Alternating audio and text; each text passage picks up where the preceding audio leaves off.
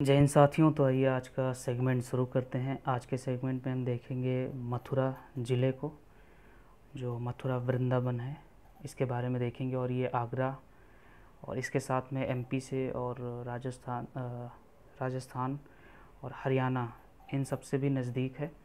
तो आइए देखते हैं। अगर हम ज़िले की बात करें तो ये नॉर्थ इंडियन स्टेट है, उत्तर प्रदेश में लोकेटेड है। और ये 50 किलोमीटर आगरा से नॉर्थ की स्थिति में है। मतलब आप आगरा से 50 किलोमीटर नॉर्थ जाएंगे तो आपको मथुरा मिल जाएगा। और इसके साथ में 145 किलोमीटर है साउथ ईस्ट दिल्ली से। मथुरा रोड भी है, तो उससे आप जा सकते हैं।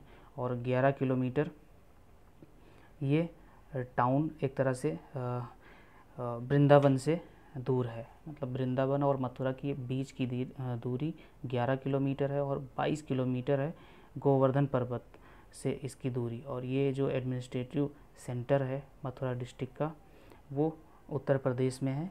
और इसी के साथ में ये एंशियंट पीरियड में मथुरा है, ये इकोनॉमिक हब था। यहाँ पे व्यापारिक गतिविधियाँ बहुत ज़्यादा थीं और ये एक तरह से जंक्शन था कारवां रूट का। और आप जैसे जानते भी हैं कि आगरा के पास में है। तो आगरा, अब अगर मुग़लों की बात करें तो मुग़ल ड्यूरेशन में बहुत सारे राजा ने, या मुग़ल के जो बादशाह थे उस समय के सुल्तान थे, उन लोगों ने आगरा को भी अपनी राजधानी बनाया था। और इसी के साथ में 2011 का जो सेंसस हुआ था, उसमें एस्टिमेशन लगाया गया था कि जो मथुरा की पॉपुलेशन है वो 25,47,000 है। तो आप समझ सकते हैं करीब करीब 25.5 लाख पॉपुलेशन है यहाँ की। और ये जो हिंदू स्क्रिप्चर हैं ये भी बताते हैं कि मथुरा है ये बर्थ प्लेस है लॉर्ड कृष्णा का। जैसे राम भगवान का अयोध्या है, वैसे ही भगवान कृष्ण का जो जन्म स्थान है वो मथुरा है। और इसी के साथ में यहाँ पर जो ये सेंटर है ब्रज या ब्रज भूमि की, और ये जो श्री कृष्ण जन्मभूमि है ये भी यहीं पर है। इसी के साथ में केशव देव टेम्पल है, ये भी एंशियंट टाइम में बनाया गया था एक तरह से ये कृष्ण की लेजेंडरी को दिखाते हुए। और जो महाभारत है, महाभारत में आप जानते हैं कि कृष्ण है, वो आप देखते हैं महाभारत की पूरी जो चक्रव्यूह रचना है वो कहीं ना कहीं कृष्ण जानते हैं। और उन्हीं के, क्योंकि अधर्म पे धर्म की विजय करानी होती है, इसलिए भगवान जो धर्म है, जो सच्चाई है, उसका साथ देते हैं। और कुरुक्षेत्र में आज भी है, हरियाणा में, तो आप देखते हैं वहाँ पर महाभारत होती है और उसी में भगवान जो गीता है उसका उपदेश देते हैं। और बहुत सारी चीज़ें उसमें आप देखते समझते हैं। अगर आप महाभारत देखें तो आपको बहुत सारी चीज़ें आज की जो पॉलिटिकल थिंकिंग है वो उससे भी आप मैच करेंगे। और जो सोसाइटी है और जो भी जितनी भी चीज़ें हैं वो आप बहुत ही कनेक्ट करेंगे। जो महाभारत है उसमें अगर आप देखेंगे कि कोई पिता कितना एक तरह से जो बेटा है उसकी मतलब भक्ति, या आप कह सकते हैं कि बेटे को कितना बिगाड़ सकता है, तो आप उसमें जा सकते हैं। जो धृतराष्ट्र रहता है उसको आप उसकी महत्वाकांक्षा को देख सकते हैं कि धृतराष्ट्र अपनी महत्वाकांक्षा का जो अंगारा है वो दुर्योधन के हाथ में रखता है। और दुर्योधन एक तरह से राजा बनना चाहता है। धृतराष्ट्र को ये लगता है कि मैं तो अंधा था लेकिन मेरा बेटा तो अंधा नहीं है। और जबकि जो ज्येष्ठ होता है वो युधिष्ठिर होता है, उससे भी ज्येष्ठ कर्ण होता है। किंतु कर्ण जो कुंती हैं उनकी पहली संतान होते हैं, लेकिन वो पांडु से नहीं होते, वो सूर्यपुत्र होते हैं। तो इस तरह से, और पांडु जो पांडव कहलाए, पांचों पांडु के ही बेटे थे। तो पांडु धृतराष्ट्र से छोटे थे लेकिन वो अंधे नहीं थे, तो उनको एक तरह से राज मिला था। तो अब छोटे बेटे का जो बड़ा लड़का था युधिष्ठिर, उसको राजा होना था, लेकिन दुर्योधन नकार देता है। और यहाँ तक जब संधि करने जाते हैं भगवान कृष्ण, तो उसमें सिर्फ 5 गांव ही पांडव मांगते हैं, लेकिन वो भी दुर्योधन देने से मना करता है। फिर लक्षागृह जो लाख का घर हो गया, और फिर द्रौपदी का चीरहरण, और बहुत दुनिया भर की, और अभिमन्यु को सभी घेर के एक तरह से चक्रव्यूह में मार डालते हैं। तो ये सारी चीज़ें कहीं ना कहीं दुर्योधन के और कौरवों के पतन का काल बनती है। तो वो सारी चीज़ें आप देखेंगे सेगमेंट फॉर्म में, तो आपको बहुत सारी चीज़ें यहाँ पे समझ में आएंगी। और जो भगवत पुराण है, एपिक है, वो भी एक तरह से यहीं से है। और ये कंस है, आप जानते हैं ये मैटरनल अंकल थे भगवान श्री कृष्ण के, जो इनकी माता जी थी, जो इनके पिताजी थे उनके, इनकी माता के भाई थे। तो उनको कंस को मारते हैं और मथुरा के ही एक तरह से राजा रहते हैं। और ये है प्रेम मंदिर। यहाँ पर ये प्रेम मंदिर का नाइट व्यू है। और इसी के साथ में ये एक और लेज़र और बहुत सारी यहाँ पे सबसे एक तरह से जो केंद्र है वो प्रेम मंदिर है, बहुत ही अट्रैक्टिव है। और ये इस्कॉन टेम्पल है। आप देखते हैं दुनिया भर में जो इस्कॉन टेम्पल हैं वो उनके सेंटर हैं, चाहे वो यूएस हो, ब्रिटेन हो, ऑस्ट्रेलिया हो, कनाडा हो, या इंडिया में ही बहुत सारी जगह हो, तो वहाँ पे हैं। तो ये उसी का एक छोटा सा दृश्य है। और इसी के साथ में ये आप मथुरा में देखते हैं योगी हैं और जो अघोरी हैं, आप देख सकते हैं इनको ये भभूत लगाए हुए और रुद्राक्ष इतना पहने हैं, इन्होंने सिर्फ रुद्राक्ष से ही अपने आप को ढक रखा है, कोई वस्त्र नहीं पहन रखे हैं। तो ये आप देख सकते हैं ये मथुरा की आसानी से। ये गोवर्धन पर्वत का एक व्यू है। इसी के साथ में ये जो बरसाना है उसका, और यहाँ पर पेंटिंग करते हुए एक भगवान श्री कृष्ण की मूर्ति बनाते हुए, और इसी के साथ में ये दूसरी मूर्ति भगवान कृष्ण की, ये भी। और ये अलग अलग मूर्तियाँ और अलग अलग मथुरा के मंदिर हैं, क्योंकि मथुरा में बहुत सारे मंदिर हैं।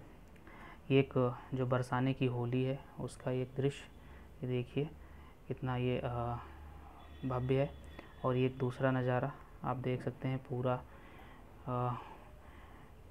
ये वैसे गणेश पूजा का था, लेकिन ऐसे ही वहाँ होली भी होती है। और ये मथुरा का पेठा। और इसी के साथ में ये आप देख सकते हैं तुलसी, जो आप देखते हैं ज़्यादातर इस्कॉन के जो पुजारी होते हैं या अनुयायी होते हैं, या और भी कोई भी जो श्री कृष्ण के अनुयायी होते हैं, उसके अलावा कोई भी धार्मिक है, तो वो इस माला को लेके और जपते रहते हैं इसको, ये दाना दाना वाइज जपते रहते हैं ये। और वो इसको ढक के भी रखते हैं कपड़े से। और ये देख सकते हैं केसी घाट है यमुना नदी पर। और ये एक तरह से यहाँ पर कृष्ण भगवान ने राक्षस को मारा था, तो इसके लिए भी यहाँ जाना जाता है। और ये बहुत सारी नौकायन और शाम के समय बहुत ही अच्छा नज़ारा रहता है, उसी का एक व्यू है। ये लठमार होली जो बरसाने में खेली जाती है उसकी एक, ये देखिए आप, यहाँ पे महिलाएं हैं, यहाँ पे पुरुष हैं, ये अपने आप को ढाल से बचा रहे हैं और उन पे लठ मारी जा रही है। एक मथुरा का डिस्ट्रिक्ट मैप है। तो आप देख सकते हैं इधर अलीगढ़ है, इधर एटा है, ये फैज़ाबाद है, फिरोज़ाबाद है। और ये इधर अलीगढ़, एटा, फिरोज़ाबाद, आगरा। और ये इधर राजस्थान की सीमा लग रही है और ये हरियाणा की सीमा लग रही है। तो आप देख सकते हैं एक तरह से तीनों चारों तरफ से ये सराउंडेड है मेन एक तरह से सिटी से। और इसी के साथ में अगर हम यहाँ की पॉलिटिक्स की बात करें, तो जो लोकसभा है, लोकसभा की 1992 में सबसे पहले जो जीते थे वो राजा गिरिराज शरण सिंह, ये इंडिपेंडेंट थे, निर्दलीय खड़े हुए थे और ये जीते थे। फिर राजा महेंद्र प्रताप, फिर चौधरी दिगंबर सिंह, ये इंडियन नेशनल कांग्रेस से, और इसके बाद में चौधरी दिगंबर सिंह दोबारा चुनते हैं 1967 में। फिर चकलेश्वर सिंह, ये कांग्रेस की टिकट से जीतते हैं। फिर मनीराम बगरी, ये भारतीय लोकदल से। फिर चौधरी दिगंबर सिंह जो अभी कांग्रेस की टिकट से जीत रहे थे, ये आते हैं जनता पार्टी सेकुलर से। और इसी के साथ में मानवेंद्र सिंह, ये कांग्रेस की टिकट से। फिर मानवेंद्र सिंह जनता दल की टिकट से। फिर स्वामी सच्चिदानंद हरीश सक्सी जी, ये भारतीय जनता पार्टी से। और इसके बाद में जो चौधरी तेजवीर सिंह है, ये 3 बार बीजेपी से जीत हासिल करते हैं। और इसी के साथ में मानवेंद्र सिंह फिर आते हैं, ये 1984 वाले ही हैं, यहाँ पर 2004 में इंडियन नेशनल कांग्रेस की टिकट से जीतते हैं। और फिर जयंत चौधरी, राष्ट्रीय लोकदल का भी यहाँ काफ़ी प्रभाव है, तो ये भी 2009 में जीत हासिल करते हैं। और इसी के साथ में हेमा मालिनी 2014 से अब तक वहाँ की सांसद है, और इन्होंने वहाँ का जो रेलवे स्टेशन है उसके अलावा जो राधा रानी का जो जन्म विलेज था उसको, और इसके अलावा बहुत सारा काम किया है सौंदर्यीकरण में। रोड वो चाहे हो या और भी जितना भी सांसद निधि से काम कराना था वो इन्होंने, हेमा मालिनी ने किया है। और इनका खुद का वहाँ भी घर है, और ये मुंबई से जब भी आती हैं तो वहाँ रुक के लोगों की प्रॉब्लम सॉल्व करती हैं, और एक तरह से अच्छी लीडर हैं, क्योंकि दोबारा भी ये चुनी गई हैं। 2014 में चुनी गई थी। अगर 5 साल में एंटी इनकम्बेंसी होती या लोग नाराज़ होते तो हो सकता था ये हार भी जाती, लेकिन इन्होंने दोबारा कंटिन्यू किया 2019 से, और अभी भी हैं। और इसी के साथ में अगर हम बात करें असेंबली की सीट की, ये तो लोकसभा में हेमा मालिनी जी हैं ही, 2019 में जीती हैं, इसके पहले 14 में। अगर कंस्टिट्यूंसी की बात करें, जो 1952 में प्रेजेंट है, रिजर्वेशन यहाँ पे किसी तरह का नहीं है।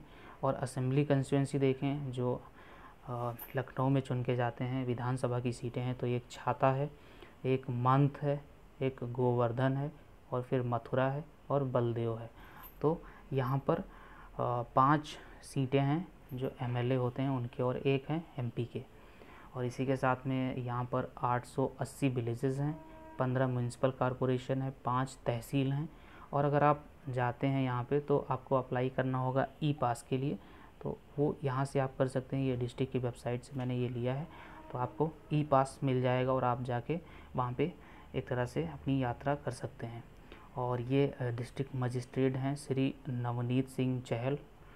और अगर यहाँ पे पब्लिक यूटिलिटीज़ की बात करें तो बैंक हैं 8, इलेक्ट्रिसिटी 1 है, म्यूनसिपालिटीज़ 15 हैं, स्कूल 6 हैं, कॉलेज यूनिवर्सिटी 6 हैं, हॉस्पिटल 6 हैं, पोस्टल 1 है। और इसी के साथ में अगर हम यहाँ की एरिया की बात करें तो 3,340 स्क्वायर किलोमीटर का एरिया है। पॉपुलेशन है 25.5 लाख। हिंदी लैंग्वेज है। फीमेल हैं 11,80,000 और मेल हैं 13,67,000 और विलेजेस हैं 880।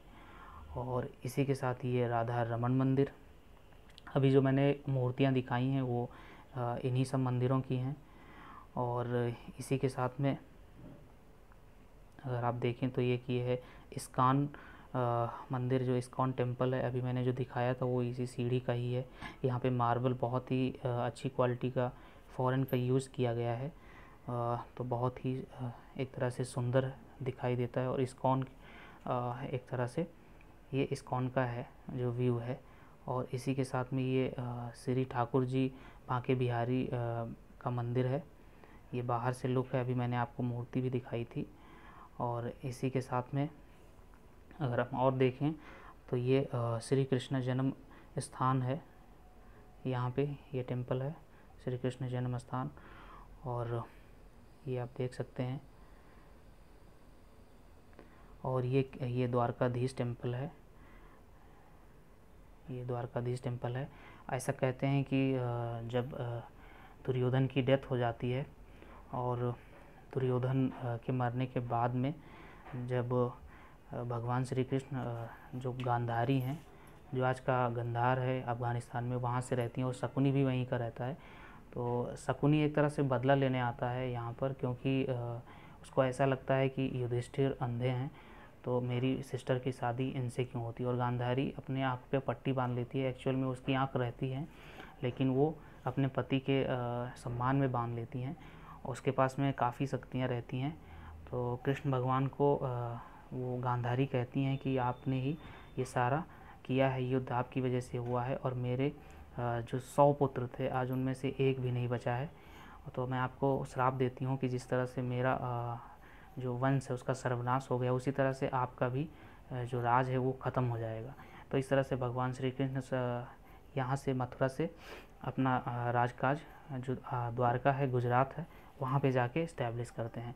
लेकिन जो अनुयायी हैं आज भी, जब कलयुग चल रहा है, जो माइथोलॉजी के अनुसार में बाद में लोगों ने यहाँ भी उनके बहुत सारे मंदिर और द्वारकाधीश के नाम से बनाए हैं। तो ये एक व्यू है उसका।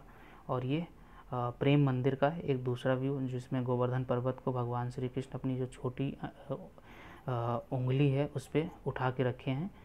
और इसी के साथ में जो रमन रेड्डी गोकुल है उसकी ये एक झलक। और इसी के साथ में ये सेगमेंट ख़त्म होता है। बहुत बहुत धन्यवाद। जय हिंद। आशा करता हूँ आपको कुछ ना कुछ समझ में आया होगा। बहुत बहुत धन्यवाद। जय हिंद।